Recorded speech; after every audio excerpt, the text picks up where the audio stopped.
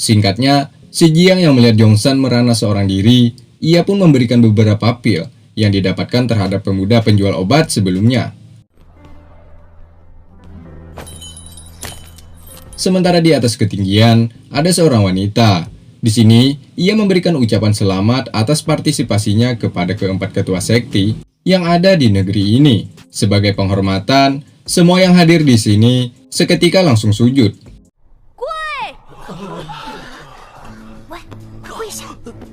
Ada ketua sekti Yuling yang bernama Lu Xiaoyao dengan burung Phoenix-nya. Ya, dirinya dikenal memiliki kekuatan sihir peri yang membutuhkan 2 tahun jiwa kehidupan. Sekte Yuling juga dikenal memiliki kekuatan untuk menggerakkan binatang roh. Contohnya seperti Phoenix ini coy.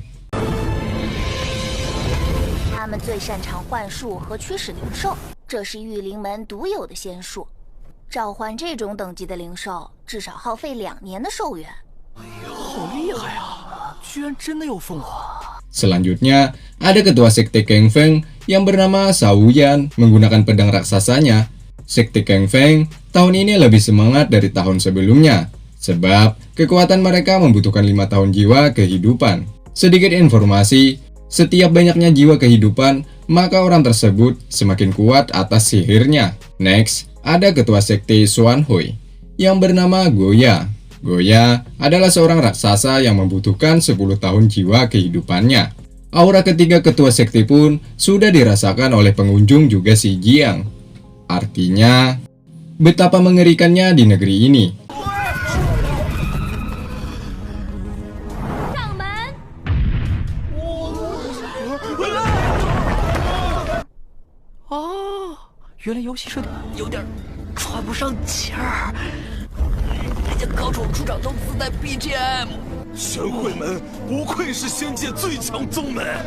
Dan terakhir, ada ketua sekte Taiyu yang saat ini diikuti oleh si Jiang.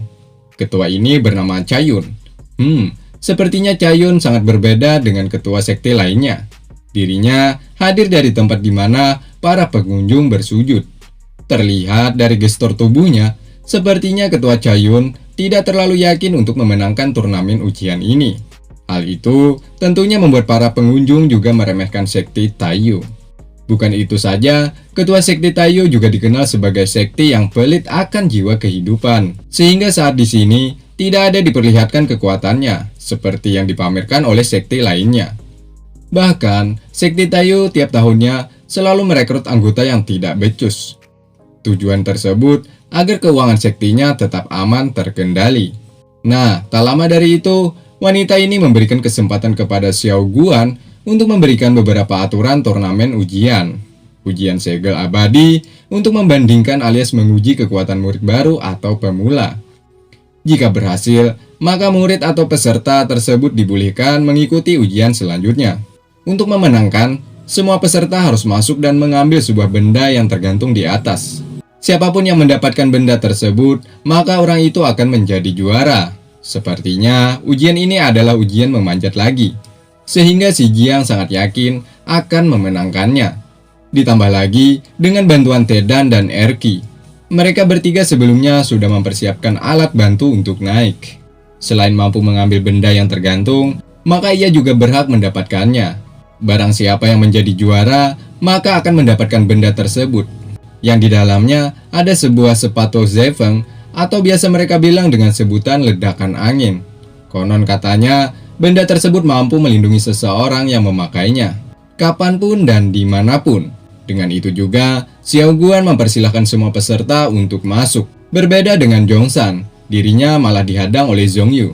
Zhongyu mengancam Jongsan agar melepaskan sepatunya, kalau tidak, maka ia tidak dibiarkan keluarga Zhou untuk masuk mengikuti ujian. Di mana sepatu tersebut adalah pemberian ibunya. Dengan berat hati, Zhongshan melepaskan sepatu tersebut. Dirinya malah dipermainkan oleh Zhongyu, di mana sepatu tersebut langsung dihancurkannya.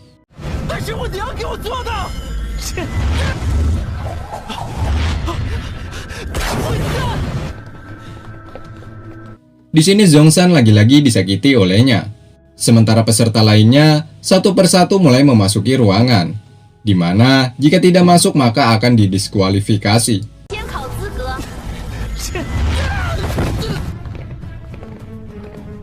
Zhongyu bersedia melepaskan Gyeongsan, asalkan ia meminta ampun kepadanya dengan nada keras agar didengar oleh peserta lainnya.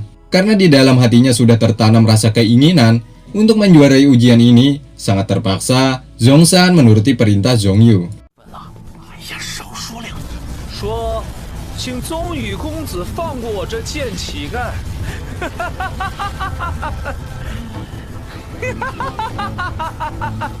请宗宇公子放过我这贱乞丐。 Sementara satu persatu, para peserta sudah sampai ke tengah ujian, di mana di tengah lapangan terdapat boneka jerami.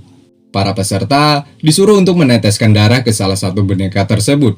Jika sudah, maka boneka itu akan mengaktifkan alias segel boneka dengan sendirinya akan terbuka.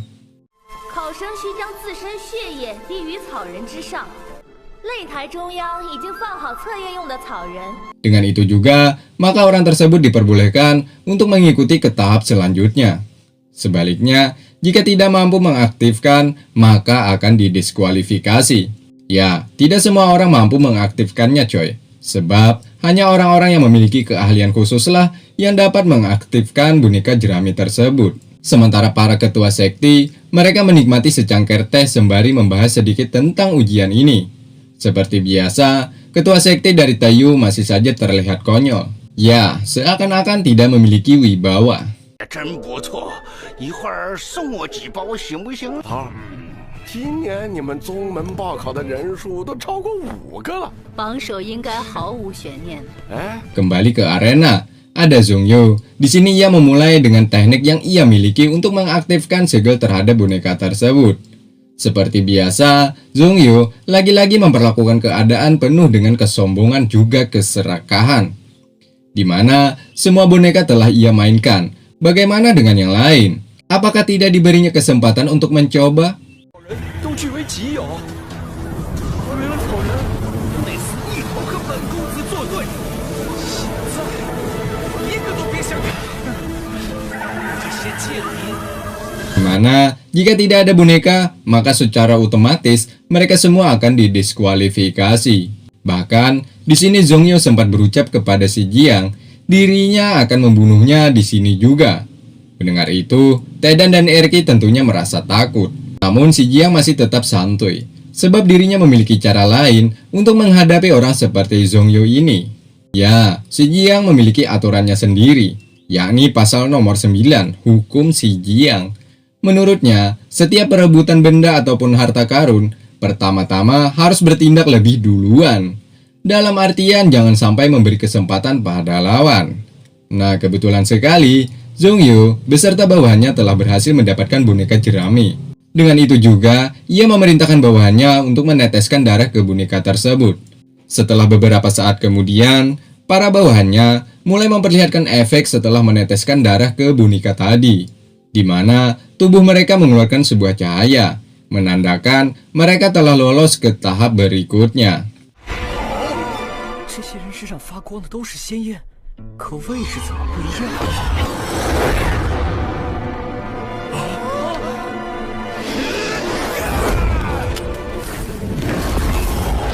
Di sela-sela ketegangan, si Jiang tiba-tiba ia didatangi oleh pemuda penjual obat-obatan.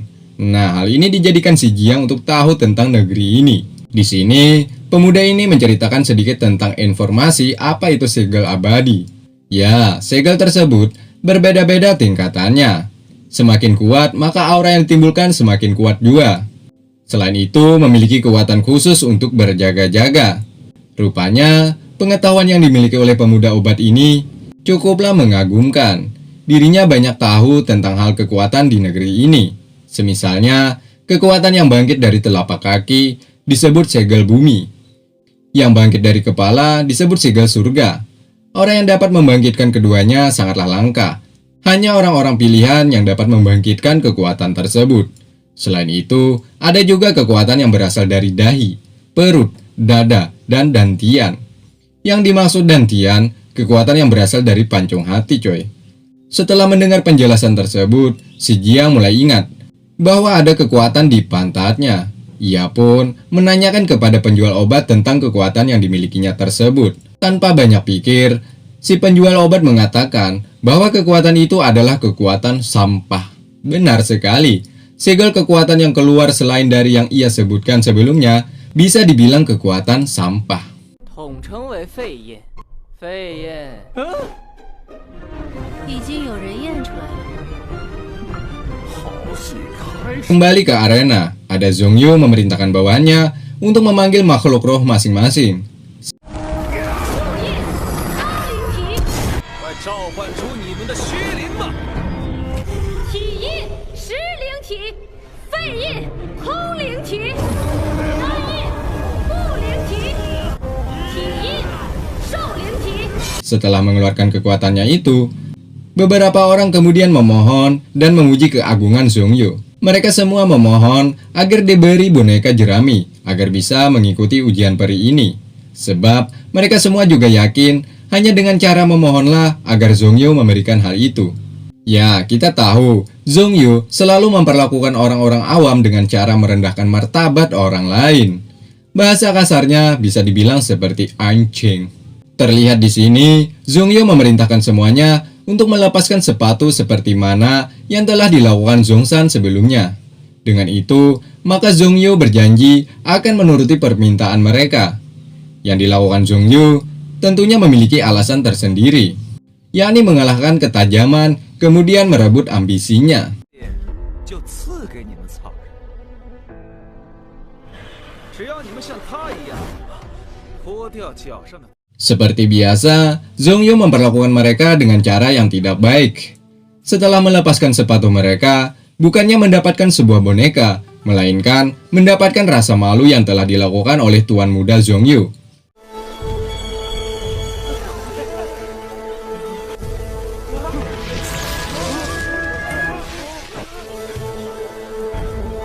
Selain itu, Zhongyu juga menyingkirkan mereka agar tidak bisa mengikuti ujian peri ini.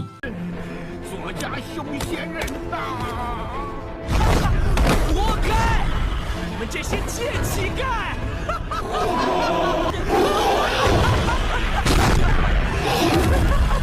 来呀，把这些贱民全都赶死！ Di saat huru-hara terjadi, dijadikan kesempatan bagi si Jiang dan dua temannya untuk memanjat pagoda agar bisa mendapatkan benda dan menjadi juara ujian ini. 太刺激了！没想到我做的工具到这里居然还有用。铁的27，坚持住，咱们离第一就只有一半路了。 Para peserta lainnya menganggap hal itu sangatlah ceroboh.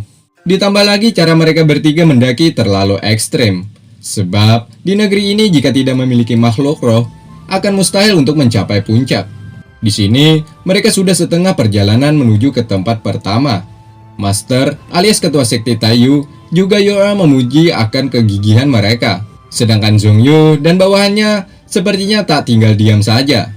Zhongyu membiarkan si Jiang hampir sampai dulu. Setelahnya, ia akan membuat mereka jatuh dan gagal. Dengan itu, maka akan terasa sangat sakit karena telah banyak menaruh harap. Sebelum melakukan hal ini, Zhongyu dan bawahannya menghabisi semut-semut yang berada di bawah ini dulu coy.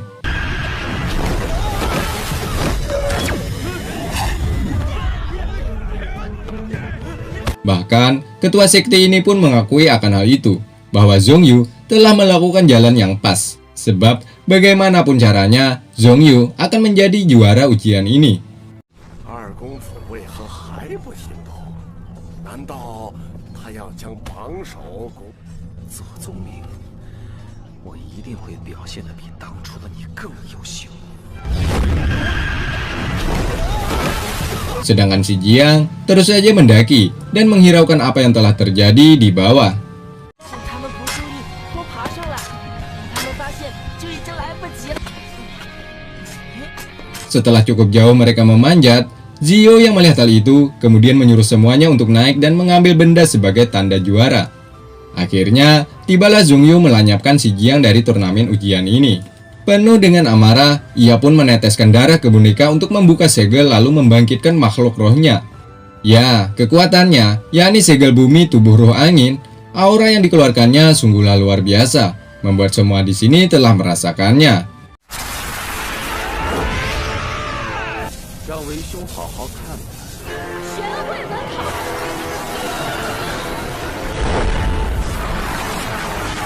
Sedikit informasi coy, Zhongyu dan Zhongmin perpaduan segel bumi dan surga.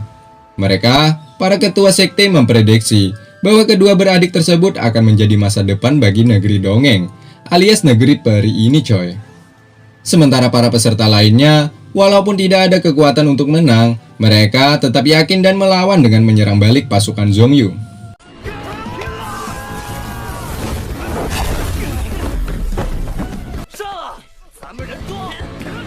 Percuma, mereka malah mendapatkan masalah. Alhasil, semuanya pun dikalahkan oleh Zhongyu dengan mudah. 二公子，为何连我也？ Kini, giliran Zhongyu untuk menggagalkan usaha si Jiang, di mana rohnya menghantam pagoda yang dinaiki si Jiang bersama kedua temannya itu. Zhongyu masih belum mengeluarkan kekuatan spiritualnya. Namun, sudah cukup untuk membahayakan keselamatan nyawa mereka bertiga.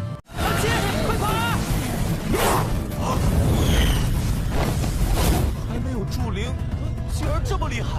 二七，快跑！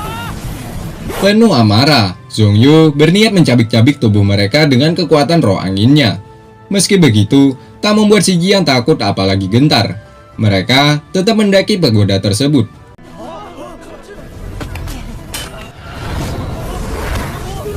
Di saat puncak amarahnya, tiba-tiba datanglah Zhongshan dengan pukulannya. Hal itu membuat Zhongyu terjatuh ke dasar pagoda. Ya, kekuatan Zhongshan juga disebut segel sampah. Namun, hal itu sudah cukup membuat Zhongyu terjatuh. Dengan ini, membuat si Jiang semakin semangat agar sampai ke puncak. Dirinya tak ingin menyia-nyiakan kesempatan emas ini. Dan juga tak lupa, semua ini berkat bantuan Zhongshan. Akibat ulahnya tersebut, tentunya menambah amarah Zhongyu semakin membludak. Di mana Zhongyu dan Zhongshan akhirnya bertarung hidup dan mati. Terlihat Zhongshan dibuat kocar-kacir menghadapi kekuatan Zhongyu.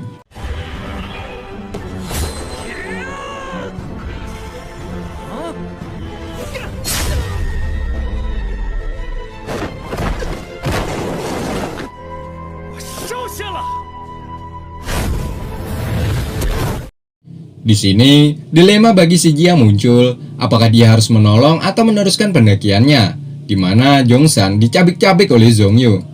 Namun, Zhongshan sempat berteriak menyuruh si Jiang terus naik dan jangan pernah hiraukan dirinya. 透天涯一定能爬上来！这叫破竹子，你怂了吗？ Bahkan ketika tubuhnya mulai melemah, dirinya masih mampu menahan Zhongyu yang ingin menggagalkan usaha si Jiang. Inilah ucapan permintaan maaf sebelumnya, yang dulu pernah mengkhianati sahabat-sahabatnya. Semua yang menyaksikan merasa haru, juga sedih atas perjuangan keempat pemuda yang berasal dari desa Peiying.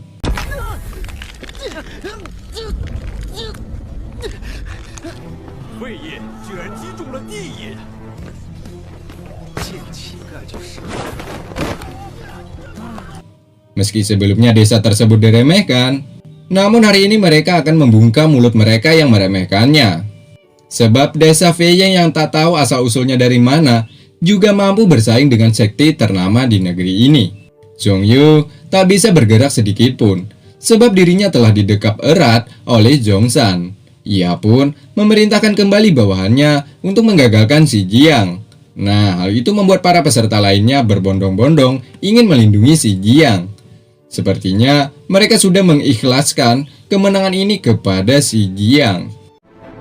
见面为了石江野，护着石江，绝不能让他们后天把他们挡回去。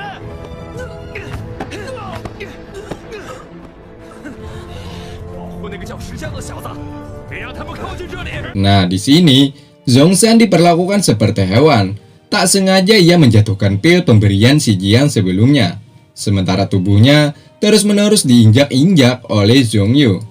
Zhongshan sambil mengingat kembali ibunya sambil mengambil pil yang telah berserakan di mana-mana. 那就先废了你！再去，那好像是我的丹药。 Sementara ibunya Zhong sudah beberapa jam dirinya mendoakan agar putranya diberkati saat mengikuti ujian peri. Yang paling utama yakni pulang dengan keadaan selamat dan sehat. Ya, ditambah lagi dengan keyakinan Pak Tua di sebelahnya Ia yakin keempat pemuda tersebut kelak akan mengharumkan nama desa Feiying ini. 已经顺利步入仙口了，现在都没人掉下来，虫三他们肯定爬上，已经祈福好几个时辰了。 Kembali ke arena, Zhongshan sudah berhasil memakan satu pil, di mana pil tersebut mampu meningkatkan kekuatan tubuh. Hal itu dirasakan langsung olehnya, sehingga Zhongyu kembali dibuat kesusahan olehnya. Semua orang tak percaya akan hal ini, di mana segel bumi mampu diimbangi oleh segel sampah yang dimiliki Zhongshan.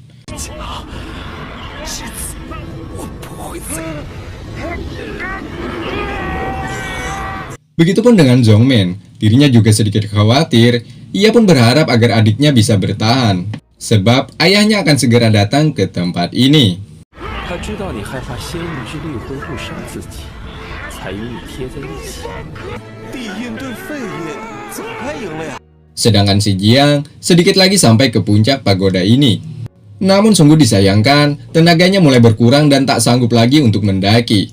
Tangannya juga tak sanggup lagi untuk mendekap erat dinding sehingga ia terjatuh.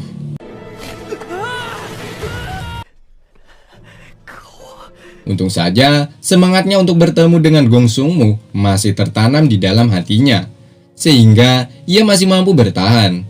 Benar kata mereka, tanpa diiringi segel abadi, angan si Jiang agar sampai ke puncak sungguhlah sangat mustahil.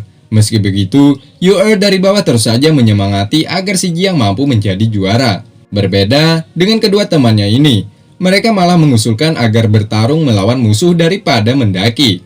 Sebab Tedan dan Erki khawatir akan jatuh dan mati.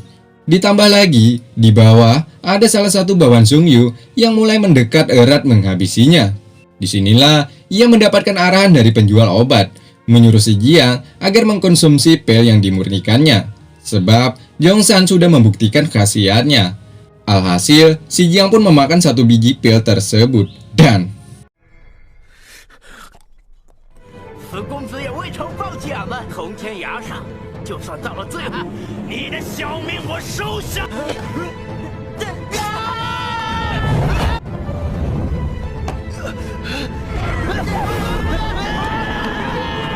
竟然将对方一起拖下去，不惜选择同归于尽的方式。 Erki dan Tedan mengorbankan tubuhnya jatuh ke bawah, lalu menggagalkan usaha bawahan Zhongyu untuk menghalangi si Jiang. Berkat minum pil tadi, si Jiang akhirnya bisa melanjutkan pendakiannya dengan kecepatan tinggi, menambah haru yang dirasakan si penjual obat ini. Sebab pemurniannya telah berhasil dan bekerja dengan baik. Akhirnya, si Jiang berhasil berada ke puncak pagoda. Kini, gilirannya untuk mengambil benda yang tergantung di tengah-tengah tempat ini. Tanpa memiliki roh, bagaimana mungkin bisa mengambil benda tersebut? Alhasil, si Jiang melakukan perjudian, yakni menelan beberapa pil, di mana jika terlalu banyak mengkonsumsi atau melebihi dosis akan membuat tubuh seseorang meledak dan mati. Nah, saat itulah ayah keluarga Zhou muncul, di mana cahaya warna ungu menandakan betapa kuatnya orang tersebut. Ya, di sini cahaya tersebut hanya mengeluarkan suara namun tidak jiwanya, di mana kedatangannya hanya untuk melihat ujian berlangsung. Sementara si Jiang setelah mengkonsumsi terlalu banyak pil, hal itu membuatnya mulai merasakan sesuatu aneh di tubuhnya. Ziyu yang melihat keadaan si Jiang sedikit banyaknya ragu akan keberhasilan pemuda tersebut. Sebab tanpa memiliki segel abadi, mana mungkin dapat meraih benda sepatu Zefeng. Zhongyu lagi-lagi dibuat kesusahan oleh Zhongshan. Di saat masih ada waktu untuk mengejar ketertinggalan, malah Zhongshan mampu menghalanginya. 是我左家平日里调教不足啊，终于竟也会陷入如此苦战。 Kini, Zhongyu harus bertindak lebih kejam lagi, yakni dengan memenggal kepala Zhongshan. Nah, saat itulah, tiba-tiba, si Jiang berhasil melompat dan mendapatkan benda sepatu Zefeng. Begitupun dengan jatuhnya, tepat mengenai Zhongyu.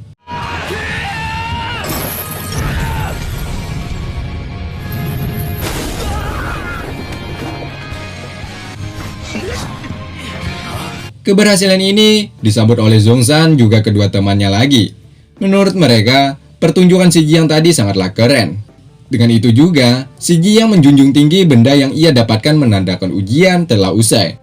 Begitupun dengan kemenangan jatuh kepada pemuda yang berasal dari desa Anta Berantah.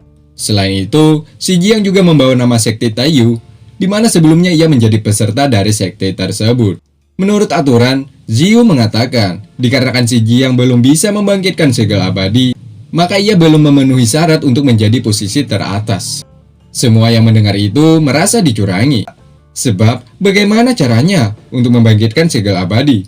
Sedangkan semua boneka jerami dipegang lalu dihancurkan oleh Zhongyu. Mereka pun protes atas ketidakadilan ini.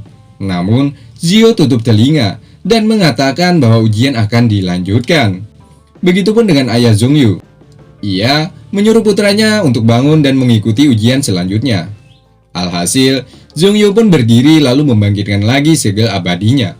Sedangkan Xi Jiang mendapatkan boneka jerami dari Zhongshan. Ia menyuruh Xi Jiang untuk membangkitkan segelnya. Betapa mengagumkan, Xi Jiang mampu membangkitkan segel abadi secara virtual. Ya, segelnya bernama Lord Guangli. Sekali ulti, segel Zhongyu hancur. Begitupun dengan bawahan Zhongyu. Dengan mudah, Xi Jiang mengalahkan mereka semua. 虚招可骗不到我。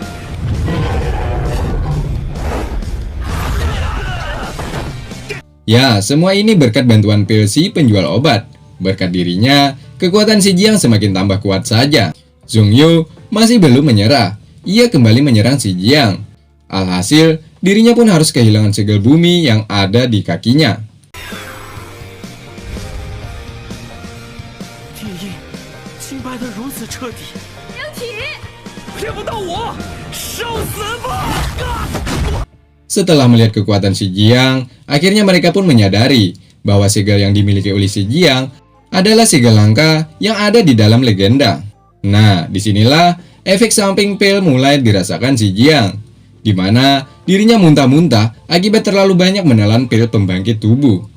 Hal itu membuat rambutnya seketika menjadi putih, dan parahnya lagi, segel abadinya mulai kehilangan kendali. Alhasil, makhluk roh itu menyerang siapapun di hadapannya. Di sini, Xi Jiang mulai pontang-panting menghadapi senjata makan tuan ini. Dirinya mencoba mengajak lari ke arah lain agar semua orang di sini tidak terkena imbasnya. Sedangkan roh tersebut mengamuk dan mengejar kemanapun Xi Jiang lari.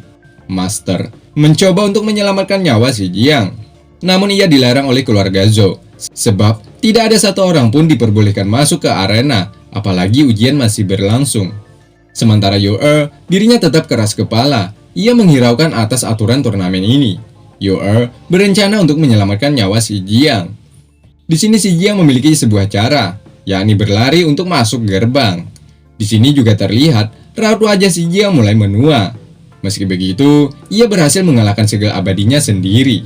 Hal itu atas bantuan keamanan gerbang ini. Barang siapa yang ketinggiannya lebih 5 meter, maka akan terkena serangan seperti yang kita lihat saat ini.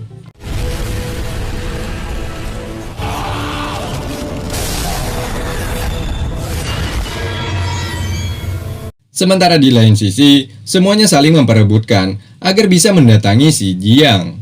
Yang duluan sampai, ada Guya juga diiringi yang lainnya. Di mana Guya berencana ingin menyembuhkan dengan memberikan 10 tahun jiwa kehidupan. Dengan itu, maka kelak Xi Jiang harus bersedia ikut dengan sektinya. Percuma. 10 tahun jiwa kehidupan tidak ada artinya sedikitpun bagi Xi Jiang. Hal itu disebabkan kekuatan langka yang dimilikinya. Xi Jiang tetap tidak bangun alias 10 tahun jiwa kehidupan masih kurang untuk dirinya. Selanjutnya, ada Master juga You'er mendatanginya, di mana Master mengeluarkan seluruh jiwa kehidupannya untuk kesembuhan Xi Jiang. Sementara keluarga Zhou, mereka merasa diperlakukan atas kegagalan Zhongyu sehingga dirinya ingin dibunuh oleh ayahnya sendiri. Sebab sepanjang sejarah, keluarga Zhou tidak pernah kalah dalam ujian peri. Di sini, kekuatan Zhongming terlihat kembali. Ia menghalau serangan yang mengarah kepada adiknya itu. Zhongming lalu meminta maaf kepada ayahnya bahwa semua ini bukan kesalahan Zhongyu, melainkan kesalahan Zhongming yang gagal mendidik adiknya untuk menjadi pemenang. Kembali ke dalam gerbang, dengan seluruh jiwa kehidupannya, Xi Jiang bisa terselamatkan kembali. Hanya rambutnya saja yang berubah menjadi putih. Sedangkan keseluruhan masih terlihat normal-normal saja. Dengan ini, Xi Jiang berhutang budi kepada master ini coy. Ia pun berjanji akan selalu ada untuk sekte Taiyu. Sedangkan ketiga sekte lainnya menyayangkan hal ini, Sebab jika si Jiang jatuh ke tangan sekte Taiyu, maka akan dalam bahaya. Bahkan, sekte Taiyu sebelumnya tidak diperhitungkan akan menjadi juara ujian ini. Jika itu terjadi, betapa malunya ketiga sekte tersebut. Alhasil, Goya memiliki cara lain untuk menangkap si Jiang dan agar ikut bersama sektenya. Nah, akhirnya pengumuman pemenang ujian pun akan dibeberkan.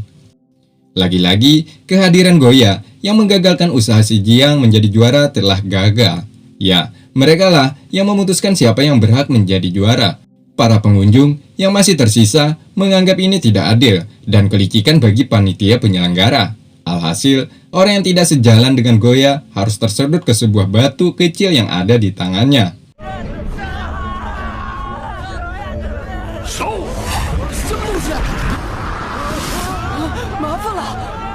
Sehingga pengunjung yang tersisa pun harus sujud dan mengikuti semua aturan ini. Sementara si Jiang dihampiri oleh Goya dan ingin dibawanya pergi dari tempat ini. 年轻人，跟老夫走一趟吧。